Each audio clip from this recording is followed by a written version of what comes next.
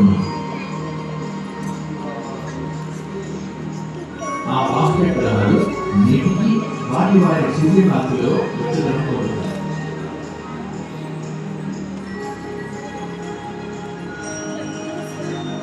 ఇంకా ఎన్నో బాస్కెట్ గ్రహాలు కనిపెట్టడానికి భూమి మీద అంతరిక్షంలో ఉన్న టెలిస్కోపులతో అంతరిక్షాన్ని జరగబడుతున్నారు. 3.6 మీటర్ల టెలిస్కోప్ వాటిలో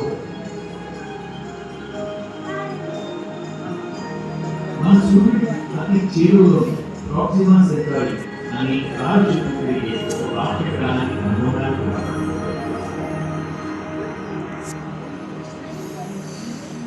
ప్రస్తుతం మనకి ఈ కొత్త ప్రపంచాలు జీవం ఉండడానికి అనుకూలమైనవా కావాలి తెలుసుకోగల సాంకేతిక సామర్థ్యం లేదు. కానీ రానున్న 1-2 దశాబ్దాలలోనే మన అన్వేషణలు అధ్యయనాల ద్వారా మనం ఈ విశ్వంలో ఒంటరిగా లేమని తెలుసుకోవచ్చు.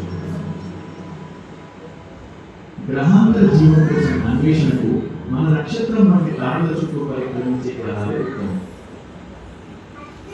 ఒక నక్షత్రంగా ఏ ప్రత్యేకత లేదు. చూడు నక్షత్రాలు రకరకాల పరిమాణాలు రంగుల్లో ఉండే చిన్నమైన డ్వార్ఫ్ పుచ్చతారల దగ్గర నుంచి 500 కోట్ల సూర్యులను తమలో నిలిచిపోయే సూపర్ జెయింట్ల వరకు ఉన్నాయి.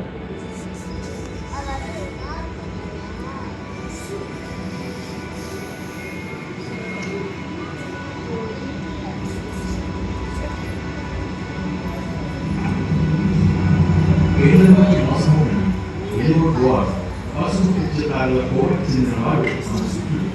మన భూమి వంటి 10 లక్షల గ్రహాలు తేలికగా పట్టేంత పెద్దవాడు. భారీ పరిమాణం గల ప్రకాశవంతమైన సూర్యుడు మన సౌర వ్యవస్థను ఏలుతున్నాడు.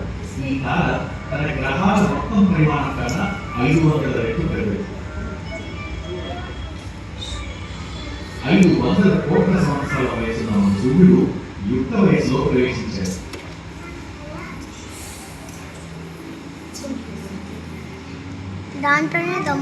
సౌర వ్యవస్థలోని ఇతర గ్రహాలతో పాటు సూర్యుడి కట్ట కూడా వాయువులు ధూళితో కూడిన ఒక భారీ మేఘంతో మొదలవుతుంది.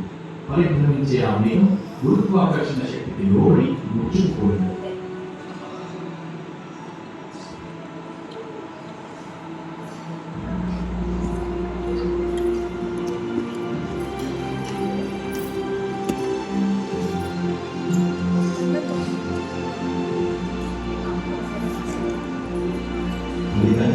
మధ్య భాగంలో బండి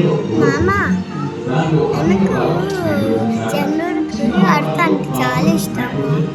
మళ్ళీ చెప్తాను.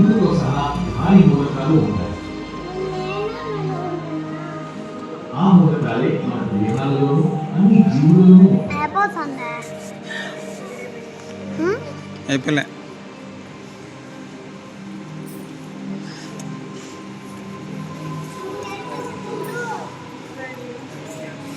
మౌలికంగా సూర్యుడు మన ప్రపంచానికి భిన్నంగా ఉంటాడు. మనం సూర్యుడిపై అడుగు పెట్టడానికి లేకపోయినా కంటికి కనిపించే కాంతి వలయ ఫోటోస్ఫియర్ అని పిలిచే ఆ ప్రాంతం ఉడుకుతున్న భారీ కురుసిగా ఉంటుంది. కనబడే ఆ ఉపరితలం మీద 5500 డిగ్రీల సెల్సియస్ ఉష్ణోగ్రత ఉంటుంది.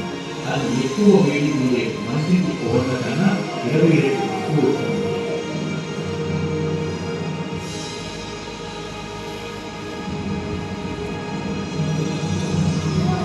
కానీ ఆ ఉపరితలం